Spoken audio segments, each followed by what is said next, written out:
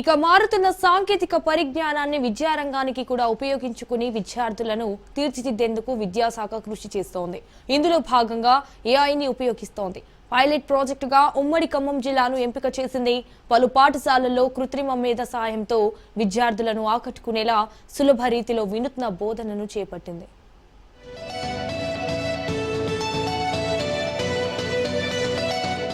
ప్రభుత్వ పాఠశాలల్లో ప్రాథమిక స్థాయిలోనే విద్యార్థులకు అభ్యసన సామర్థ్యాలను పెంపొందించేందుకు విద్యాశాఖ ఎప్పటికప్పుడు వినూత్న కార్యక్రమాలు చేపడుతున్నా ఆశించిన ఫలితాలు రావటం లేదు.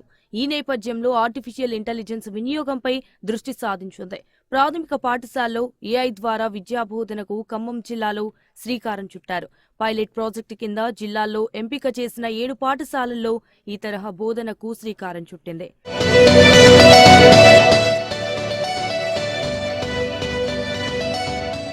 జిల్లా వ్యాప్తంగా 7 ప్రభుత్వ పాఠశాలలను పైలట్ ప్రాజెక్టు కింద ఎంపిక చేశారు.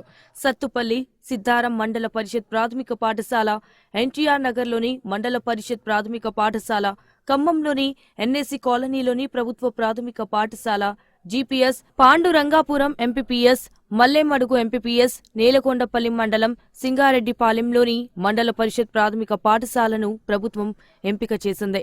ఈ పాఠశాలల్లో 6 నెలల పాటు కృత్రిమ మేధ సహాయంతో బోధన జరుగుతుంది. ఆర్టిఫిషియల్ ఇంటెలిజెన్స్ ద్వారా మనకి స్టేట్ వైజ్ గా ప్రాజెక్ట్ ఒకటి స్టార్ట్ అయింది. డల్ గా ఉన్న స్టూడెంట్స్ ని ఎక్కువగా ఎడ్యుకేట్ చేయటం, వాళ్ళని కూడా పిల్లలకి ఎక్కువ సామర్థ్యాలు పెంపొందించే భాగంగా ఖమ్మం జిల్లాకి పైలట్ ప్రాజెక్ట్ కింద 6 పాఠశాలను సెలెక్ట్ చేశారు. అందులో మా ఎంపీయూపీఎస్ సిద్ధారాన్ని కూడా సెలెక్ట్ చేశారు. దాంట్లో భాగంగా మా పిల్లలకి కొద్ది స్లో లెర్నర్స్ని 10 మందిని సెలెక్ట్ చేశాం. వాళ్ళు దాదాపు 10 రోజులు 15 రోజులు బట్టి సిస్టమ్ మీద అడాప్ట్ చేసుకున్నాం. మేము ముందు తెలుగును గణితం ముఖ్యంగా దాని మీద ప్రాక్టీస్ చేస్తున్నారు. పిల్లలు చాలా అడ్వాన్స్ అయిపోతున్నారు. ఇదే కార్యక్రమాన్ని కొనసాగిస్తూ ఎక్కువ మంది పిల్లలకి ఇంకా మాకు కంప్యూటర్ విద్యను అందించాలని కోరిక ఉంది.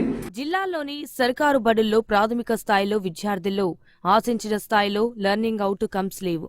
దీంతో ముందుగా ప్రైమరీ లెవెల్లో 3, 4, 5 క్లాసులను ఎంపిక చేసుకున్నారు. ముందుగా తెలుగు, మ్యాథ్స్ సబ్జెక్టులలో ఏఐ టూల్స్ ద్వారా సామర్థ్యాలను పెంచుకునేలా చర్యలు చేపట్టారు. ఆయా సబ్జెక్టుల్లో వెనుకబడిన 5గురిని ఒక బ్యాచ్గా తయారు చేసి వారికి క్లాసులు వినిపిస్తారు. ఒక్కో క్లాసు సుమారు 20 నిమిషాల పాటు కొనసాగనుంది. కంప్యూటర్ ఆధారిత బోధన కార్యక్రమంలో భాగంగా ఎంపీయూపీఎస్ సిద్ధారంలో కూడా ఏఐ ప్రోగ్రామ్ ని ఎఫ్ఎన్ఎల్ లో భాగంగా ఇంట్రడ్యూస్ చేయడం జరిగింది.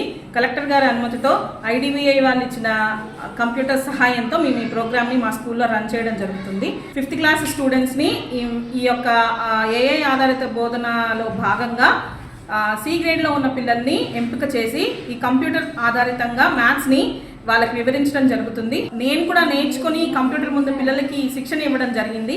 పిల్లలు కొంత మొత్తంలో సబ్మిట్ చేయడం, ఎంటర్ చేయడం, క్రస్టర్ని మూవ్ చేయడం, ఇలా రకరకాల విభాగాల్లో కంప్యూటర్లో నేర్చుకున్నారు.